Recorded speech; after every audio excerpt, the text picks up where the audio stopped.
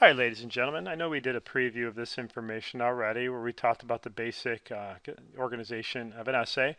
And, what I thought we would do is take a deeper dive into some of the individual parts so that we can really work to understand what makes up an introduction and how essays are organized, but also then to turn around and to write. Because that's the big picture here. We are not practicing in order to be able to just identify that is a topic sentence or there is a thesis, although that is important.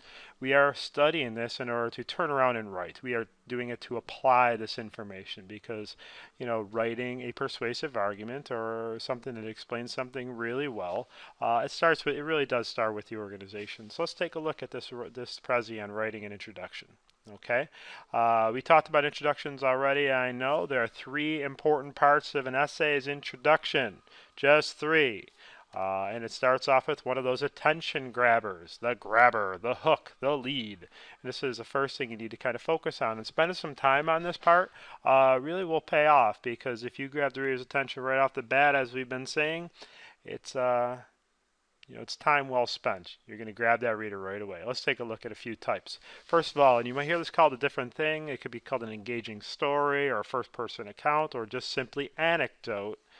It's a brief incident that relates to the theme of the essay. So you're like, all right, my topic is the strike zone in Major League Baseball. I might describe a play where a pitcher throws a ball and it's a little bit outside, it's kind of questionable or something like that. But the description of the story would drag people into it. Okay, startling fact or opinion is a piece of information. It will get your reader's attention. Something that really grabs a person and says, "Hey, this is what my essay is going to be all about." And here's a fact, a little teaser to get you kind of like thinking right from the get-go. Like something like 2% of students study for exams. If I were going to read an essay about, American scholarly habits in the high school, if you told me that 2% of students are studying for tests, that would really blow my mind. I'd really want to read and see everything else you had to say. All right, the rhetorical question. The question is another thing. It's easy to do this one, but it's also easy to do this one poorly. It's a meaningful, and I stress meaningful, unanswerable question that gets the reader thinking about your topic. So, have you ever been to the mall? In an essay about going to the mall and the dangers of consumerism would be a simple question that is probably not meaningful.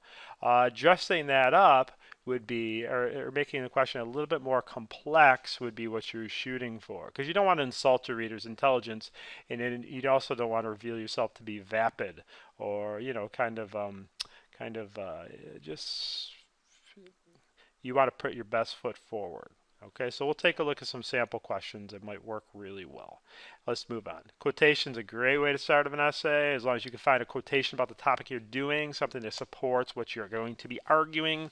If you are going to be, writing an essay about the importance of public service and that kids really get involved, you could simply say, John F. Kennedy once said it is not what ask not what your country does for you, but what you can do for your country. Because anybody reading your essay will be like, whoa, John F. Kennedy said that?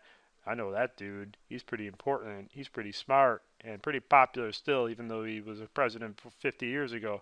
So anyways, that would be something. He's got some credibility, and that credibility translates well to grabbing the reader's attention.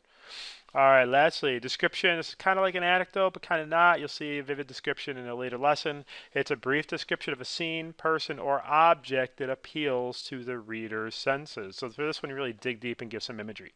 Okay, let's move past that grabber.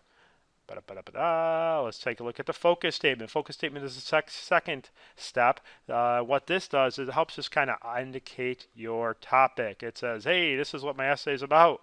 And it's a way to get us down in a non-abrupt way to talking about your opinion, which is your thesis, your opinion on the topic. So you can indicate your topic and clearly state what you are writing about. And we'll talk a little bit about that later. We'll take a look at some examples and do some practice. You may need to explain, like give some background history or information that helps the reader understand the big picture, the big topic you're writing about.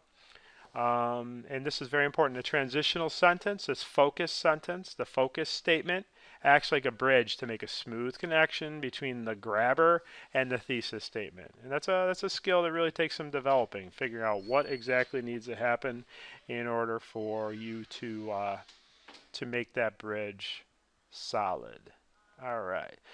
You do not always need to include a focus statement, but you should always evaluate your introduction to see if one is necessary. We're going to operate under the assumption that you do need a focus statement, something to get you down to that point.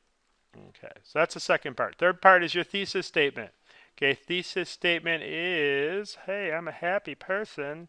Clearly state your thesis statement. This lets the reader know your position on the topic. What are you going to argue? Make it a bold and factual statement that expresses your position on the topic. Are you in favor of the school day being longer so you can be studying for longer and learn lots? Make sure that if you do, then that's a point of your essay. It's got to be down there in the thesis. Thesis, the main point. Make sure it's clear. Last sentence in the introduction. Okay, I'm probably getting ahead of myself. Once the thesis statement is created, the rest of the paper should convince or persuade the reader. Additionally, this thesis prepares the reader for the facts that will prove the argument claim concerning the topic is true. Your thesis should be an arguable statement, not a fact. There's no reason to argue facts. So it's going to be an opinion that needs developing. Okay, so just make sure you keep that in mind. It is an opinion about your topic. Okay, moving on. Placing the thesis statement in the first paragraph ensures that the reader will understand the topic and not be confused for the remainder of the paper.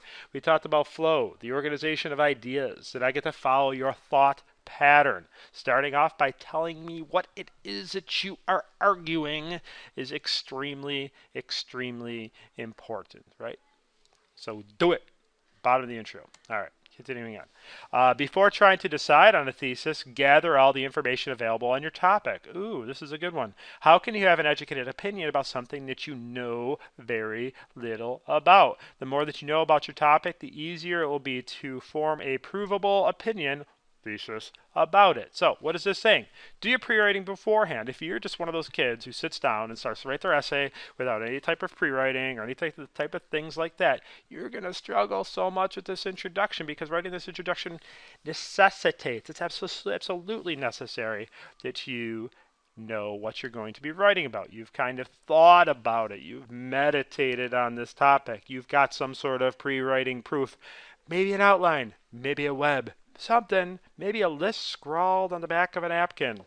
If you are writing about something and you're learning about it at the same time, get that pre-writing done beforehand so your thesis really pops from the get-go. Because if you have an awkward or vague thesis from the get-go, the rest of your essay is going to follow. It's going to be vague, awkward. It will be like a ship without a sail, without one of those little rudders. Is that what they're called? The little handles that steers the ship. You will have a not steerable ship. It will float in the water. It will crash into islands. I'm done with this metaphor. All right, moving on. So, some things you should not do in your introduction. I'm going to breeze through this because it's very simple. Never apologize. Be apologetic. Be weak. You want to be assertive. Never suggest that you do not know what you are talking about or that your opinion does not matter. I'm not going to waste, real audiences will not waste their time reading your work if you tell them you're not really an expert on the subject in the first place. You got to really think about that. You have to be assertive. I know what I'm talking about. I think, therefore, you will listen to me about this. Very important. Okay, moving on. Never announce your intentions, because that's awkward. I know we always talk about this, but still. In this paper, I am going to tell you why I think driving a car is fantastic. Don't do stuff like that. My essay is about, the purpose of this essay is to convince you that you should increase my allowance. Never, ever, ever do that. It's like third grade stuff. We teach you that stuff in like third and fourth grade in order to introduce you to the idea of writing a thesis, because it's impossible to finish that sentence without being an opinion, mostly. So anyways, so what I'm just saying is don't do that. You're now old. You're ninth graders. You should be writing it, or older. You should be, able to reveal your thesis in a more sophisticated manner. All right. Another thing that's kind of lame-o is to use a dictionary or encyclopedia definition because this is predictable. We've all seen it, you know, and most likely your reader already knows this. Um, According to Webster's dictionary, a door is a solid piece of wood separating two rooms. Yeah, I was kind of aware of that. Not necessary to tell me. So, listen, that's probably not a good way to start an essay. Try to avoid it. So that's writing an introduction. I hope you enjoyed this presentation. I will be bringing you many more like this. Now, what I'd like you to do is practice with the activities that follow. Goodbye.